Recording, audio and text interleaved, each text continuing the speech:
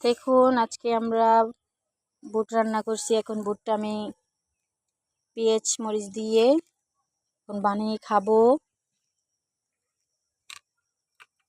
এখানে পেঁয়াজ দিয়ে দিলাম,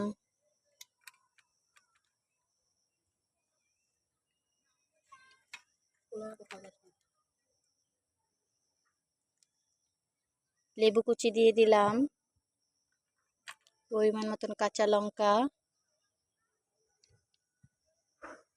একটু লেবুর রস, ভালো মতন মিক্স করে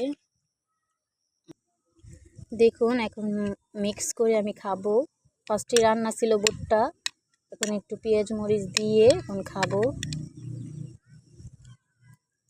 বিসমিল্লাহ। খুবই ইয়াম্মি হয়েছে।